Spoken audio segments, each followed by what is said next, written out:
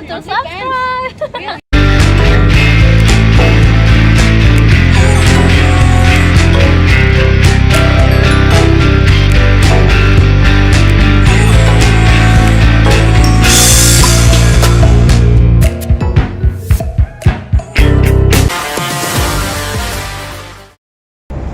Welcome to Sydney CBD. As you can see, there's the Harbour Bridge behind me, and see the Opera House over there as well. Hopefully, it's quite loud here. I'm in the train station, as you can see, but it's such a beautiful view that I thought I'd take advantage of it. You can see the Harbour Bridge and the Opera House in one scene. Beautiful. So, I wanted to come up here and talk to you guys about baby arbitrage. What is baby arbitrage? Well, I've kind of invented this idea that I'd like to spread to men in Western countries like Australia. As you can see, I am in Sydney. It is a wealthy, first world, expensive Western country. And along with that comes a lot of the problems that men are suffering from at the moment. It's not only dating, but it is almost every aspect of a man's life is being negatively affected by the current laws. If you were to get married, you would have to and have some kids. Let's just say you get divorced, etc. A lot of the family courts, everything is heavily weighted in favour of women. Now, this isn't me complaining, don't get me wrong. Things aren't good, but I'm not complaining, asking for sympathy, want you to get all negative about it. I'm here to offer up a solution to the problem that we face at the moment, and this is how entrepreneurs and free thinkers in the world change the world. Now, if the West doesn't want to give men equal rights to their own children, they want to heavily weight the court system to negatively affect men, not only when it comes to having access to their own children, which happens almost all the time, but on top of that, this Harbour Bridge behind us was built by men, was designed by men. This Opera House was designed by men and built by men. The Western society was built by men, defended by men. 99% of all deaths in wars to defend the West were men. And then we get rich, and then the rules change, the laws change, and they restrict and oppress the men who are descendants of the men who fought and died and built these countries. Again, this isn't me complaining about it. This is just facts. This is just a reality. This is the reality of what we are dealing with at the moment in the West. And this is where baby arbitrage comes into it. You are putting yourself at risk if you are in the lower classes or in the middle class in a Western country to get married. Let's just say you have some success after getting married. Almost all of your money is going to be taken from you and your children. Custody is heavily weighted in favour of the women. I think a lot of you guys already know that, so let me just move on to what baby arbitrage is. So I've come up with this idea, and this is a challenge for myself to let me put my arm here. Let's try this side. Nice.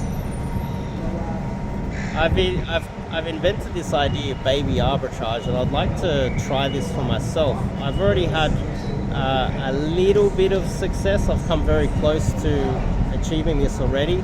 But the basic premise is you go to countries where the court systems do not heavily oppress men.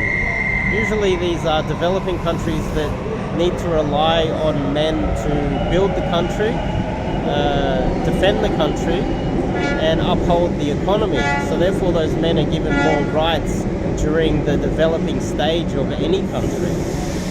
So Western men can still go from these developed, somewhat collapsing Western societies that have become overly regulated and oppressing men, and move to a developing country that still gives men rights over their own children and rights over their own funds, etc.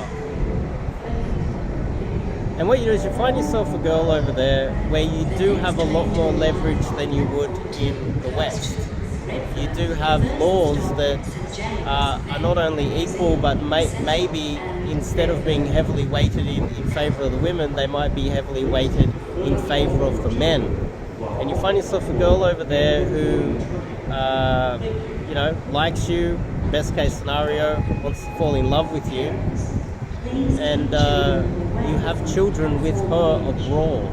And this is why it's called baby arbitrage, because what you're doing is you're utilizing the currency arbitrage between the wealth of your nation and the power of your currency to support your children abroad. We can go a lot more deeper into that. That's the most simplistic way of putting it. But also, if you want to mix geopolitics into it, you select a country that is developing and is, the best way to coin the term, a rookie, a country that could possibly be a developed first world country in the first place. Keep in the future, keep in mind, countries like the United States and Australia and Canada, we imported so many immigrants over the course of the last 50 years, where those immigrants chose a country that was rising, and they benefited from the wealth of that nation growing over time. They moved to a country, or couldn't even speak the language, and managed to become rich themselves. Now, you can now, right at the pinnacle, we're at the peak of Western civilization, and civilization is about to start collapsing. Civilization, this isn't even, I don't even think this is 50-50. This is like 90% probability that the West is going to collapse. I can't exactly give you a time frame on it, but there are some up-and-coming developing nations that respect men, and intelligent men like yourself that, well, if you're watching my channel, you have to be intelligent, right? You will be aware that the West is collapsing, and you'll be able to identify some of these collapsing countries, and not only maybe just move there briefly to have your children, have your offspring start life in a country that has a great future, not have your children in a country that is collapsing and oppresses the men that are going to uphold it. What usually happens is, well, let me stay on this topic. You can pick a country that has a great future, have your children over there, use the currency as an arbitrage to make sure that they have a middle to upper class standard of living within that developing society. And as that society grows and you get to the point where you are too old, or you even, when you get too old, you die, your children will still they would have roots in a country that has a great future and could possibly be wealthy. So you're not only using the currency by picking a developing country where you have a little bit more power and leverage in the relationship so that you can actually make decisions. We don't want to talk about what they're doing to children in the United States at the moment, but there's some